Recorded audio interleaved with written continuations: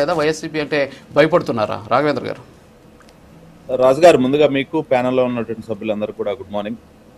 ఈరోజు వైఎస్ఆర్ కాంగ్రెస్ పార్టీ వాళ్ళ బిహేవియర్, అదేవిధంగా వాళ్ళ ఆలోచనలు, వాళ్ళు చేసినటువంటి కార్యక్రమాలు చూస్తూ ఉంటే ఆడలేక మధ్యలో దరువు అన్నట్టు ఏం చేయాలో అర్థం కాక, ఏం చేయాలో దిక్కు తోచక, పిచ్చి పట్టినట్టు ఏది పెడితే అది మాట్లాడటం, ఏది పెడితే ఏ కార్యక్రమాలు పెడితే ఆ కార్యక్రమాలు తీసుకొని ప్రజల్ని మభ్యపెట్టాలని చెప్పేసి వాళ్ళు చేస్తున్నటువంటి పరిస్థితి.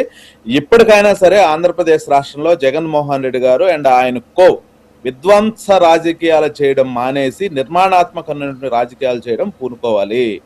వాళ్ళు అధికారంలో ఉన్నప్పుడు ఏవైతే కుంభకోణాలతో రాష్ట్రాన్ని సర్వనాశనం చేసి ప్రజలను మోసం చేశారో, అదేవిధంగా వాళ్ళు అధికారంలో ఉన్నప్పుడు శవరాజకీయాలు చేయడం కానీ, ఇదే అమరావతిని అడ్డుకోవడం కానివ్వండి, వాళ్ళ తల్లిని గెంటేయడం కానీ, సొంత బాబాయిని చంపి దాని వారి చెల్లెల మీద వేయటం కానివ్వండి, ఈ విధంగా ఎన్నో కుట్రలు ఈరోజు ఒక్కొక్కటిగా బయటకు వస్తూ ఉండేసరికి వారు వీటన్నిటినీ కూడా తప్పుదోవ పట్టించడం కోసం, వాటి నుంచి ప్రజల్ని డైవర్ట్ చేయడం కోసం రోజుకొక వినూత్నమైనటువంటి కార్యక్రమాల పేరుతో ఈరోజు బయటకు వస్తున్నటువంటి పరిస్థితి మనకు కనిపిస్తూ ఉంది. ఇప్పుడు ఆయన వైసీపీ అధికార ప్రతినిధి గారు ఒక మాట మాట్లాడారు. ఏం మాట్లాడారు? మేము అమరావతికి వ్యతిరేకం కాదు, మా నాయకుడు అమరావతికి వ్యతిరేకం కాదని చెప్తున్నాడు కదా ఆయన. ఇంకా అమరావతిలో సాయిలు బాగలేకుండా ఉండేది ఎక్కడే? అమరావతిలో అభివృద్ధి జరగకుండా ఉండేది ఎక్కడ? వీళ్ళు కేవలం గుడ్డగాల్చి మొహానేసే ధోరణి తప్ప వీరికి వేరే ఆలోచన తెలియదు.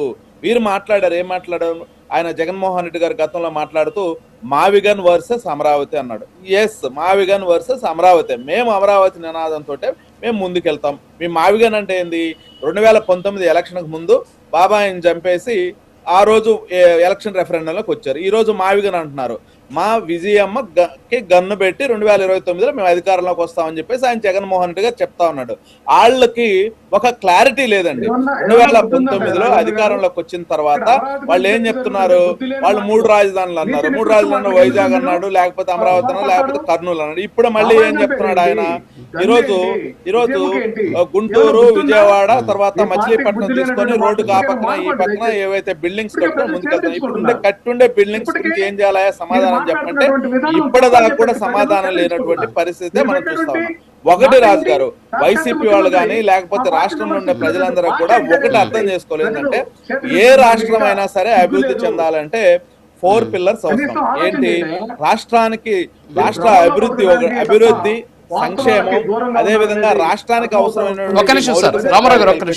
అదే విధంగా రాష్ట్రంలో లా అండ్ ఆర్డర్ కంట్రోల్లో పెట్టుకోవడం. మా ప్రభుత్వం ఈ రోజు రాష్ట్రానికి అవసరమైనటువంటి అభివృద్ధి పనులను చేస్తా ఉన్నాం, రాష్ట్రానికి అవసరమైనటువంటి పరిశ్రమలు తీసుకొస్తున్నాం, పెట్టుబడులు తీసుకొస్తా ఉన్నాం, అదే విధంగా రాష్ట్ర ప్రజలకి అవసరమైనటువంటి సంక్షేమాన్ని అందిస్తా ఉన్నాం. దానితో పాటుగా లా అండ్ ఆర్డర్ కంట్రోల్లో వచ్చాం. ఈ రోజు రాష్ట్రానికి అవసరమైనటువంటి